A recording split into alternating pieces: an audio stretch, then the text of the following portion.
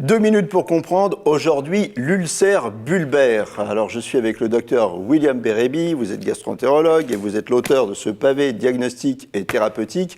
Ulcère, on comprend bien, bulbaire, on comprend moins bien, mais alors ulcère bulbaire, qu'est-ce que c'est? Alors, c'est une perte de substance, en fait, au niveau du bulbe duodénal. Donc, où est le bulbe duodénal? Oui. C'est juste après l'estomac. Donc, on passe l'estomac. Par là. Voilà, par là. Et donc, juste après, ça s'appelle le bulbe. Et c'est là qu'étaient la plupart des ulcères. Je dis étaient parce qu'aujourd'hui, il y en a de moins en moins parce qu'on a identifié la cause. Et alors, quelle est la cause? Voilà, donc Vous nous mettez l'eau à la bouche. c'était un grand mystère, mais on a identifié la cause. C'est une bactérie, en fait, un microbe qui s'appelle Helicobacter pylori.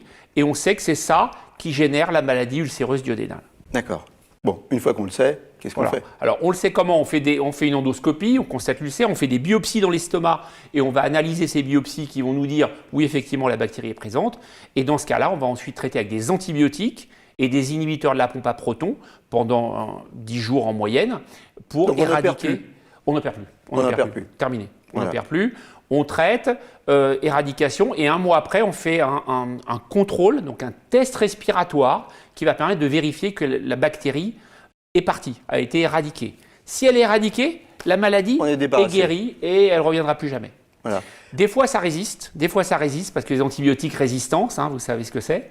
Et donc, à ce moment-là, il faut faire une endoscopie avec biopsie et mise en culture. Et on fait un antibiogramme, comme on va le faire pour un ECBU, pour une analyse d'urine. Et là, on aura exactement les antibiotiques à utiliser. Oui, c'est-à-dire qu'on va utiliser, au lieu d'utiliser des antibiotiques à spectre plus large, on C'est va ça. vraiment utiliser un antibiotique extrêmement Voilà. ciblé. On va être ciblé et donc, du coup, on va taper d'une façon certaine sur la bactérie avec les antibiotiques adaptés.